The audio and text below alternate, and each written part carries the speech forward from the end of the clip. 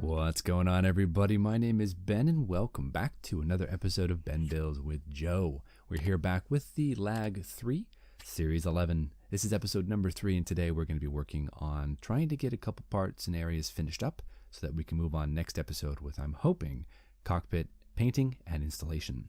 So first off, we have the wing here on the bench. What I want to do with this is I'm just going to basically assemble the larger parts of the wing. So we're going to attach the top onto the bottom sections. We're going to clean up some of the lines. The main reason I'm doing this now is because it's fairly simple, and I also want to go ahead and check the fit of the fuselage and see how much work we're going to have in store for us. I have a feeling it's probably going to be quite a bit of filling.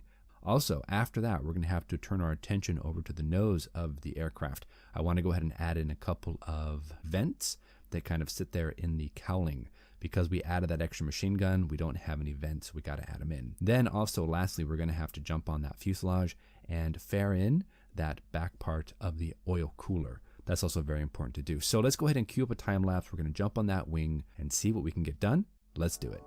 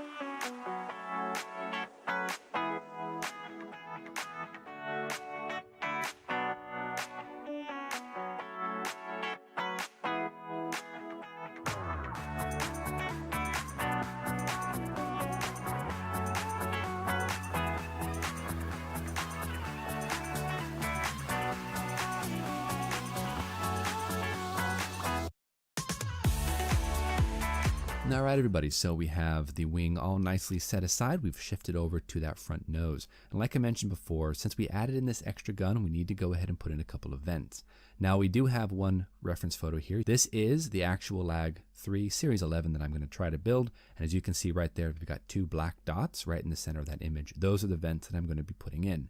Now, I'm just going to be using a basic tried and true method of pin vise, micro drill bit, hobby knife, and then we've got our circular jeweler file. We're just going to use all of those tools, get everything nicely cleaned up. I'm going to try to make it as even as possible. I want to line it up the same dimension as the other one that's actually drilled into the model.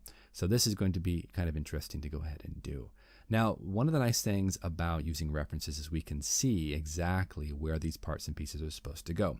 And that's going to really help us in trying to make a little bit more of an authentic and accurate kit. Now, is this 100% accurate? Well, probably not, but I think it's close enough.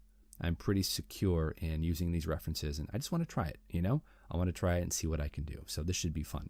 Now, one thing we do want to do here is I'm going to use some Tamiya extra thin cement. We're going to basically smooth out all of our sanding marks and our scoring marks that we used here when we drilled out these gun ports and also the side vents themselves. I'm going to use this Tamiya extra thin because that really helps to kind of melt down any of the high points, and it really kind of pulls everything together, and I just like doing it. It really honestly makes everything look a little bit smoother and a little bit neater. Of course, you can come back with some sandpaper and all that too, which I might need to do, but I think for right now, a little bit of this glue should help a lot. We also have to make sure that we kind of fare everything in together, because I did add a little bit of some filler when I went ahead and installed this gun port. I want to go ahead and come in and we're going to cut off some of that plastic card that I used to fill in some of the gaps. I want to make sure that this is as smooth as possible while still retaining that raised lip around that actual gun port. So I think that's a good idea. We're just going to sand it down and prepare it for the next stage.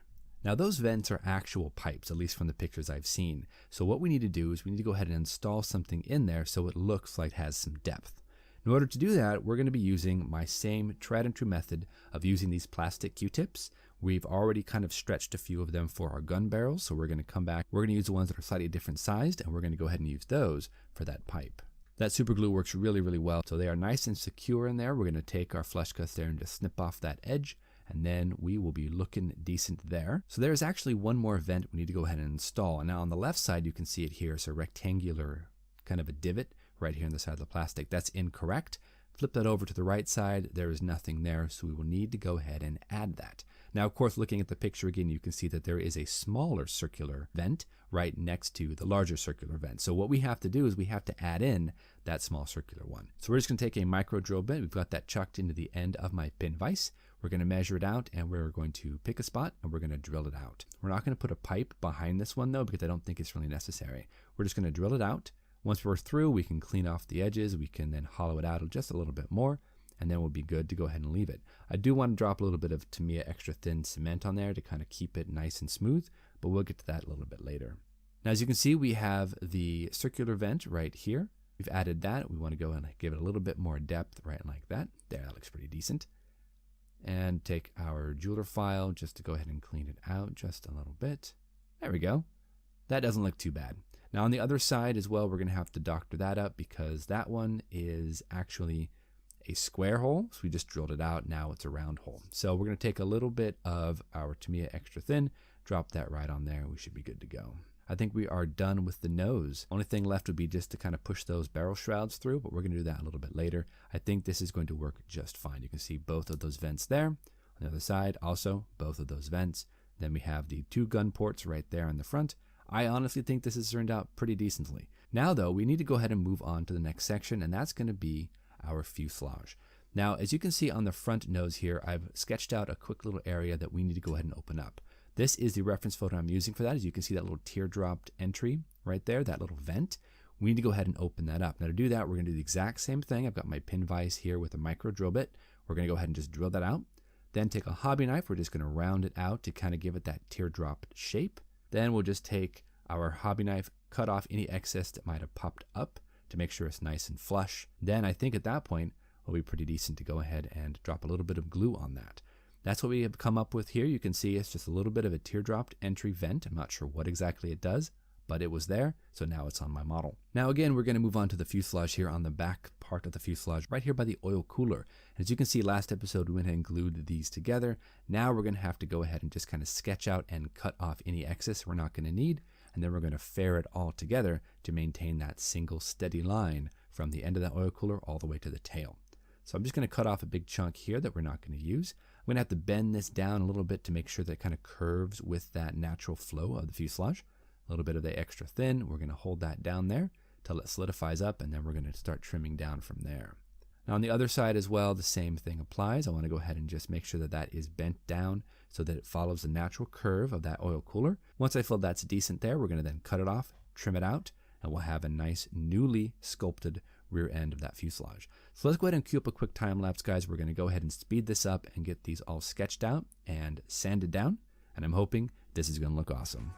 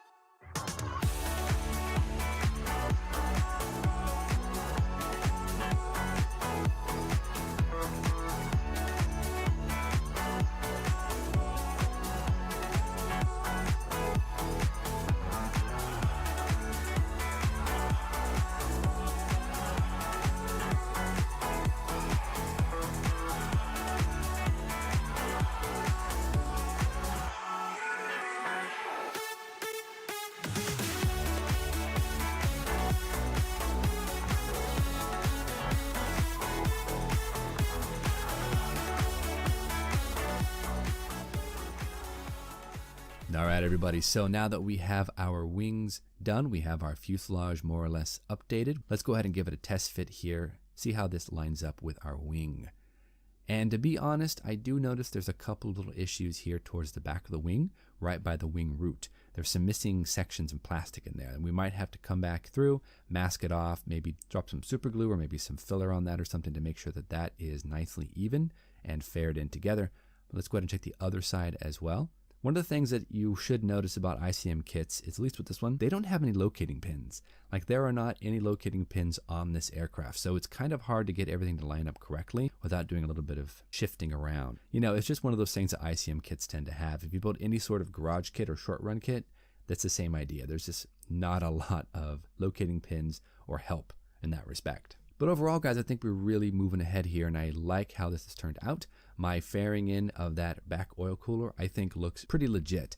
I'm happy with how it's turned out. Though I am going to take a little bit of 1500 grit sandpaper, and I'm going to go ahead and just start slowly kind of going over the area and making sure that I don't have any huge gouges in the plastic, that everything looks nice and smooth, and it looks like it fits and it tapers together, just like it does in the line drawings that I have.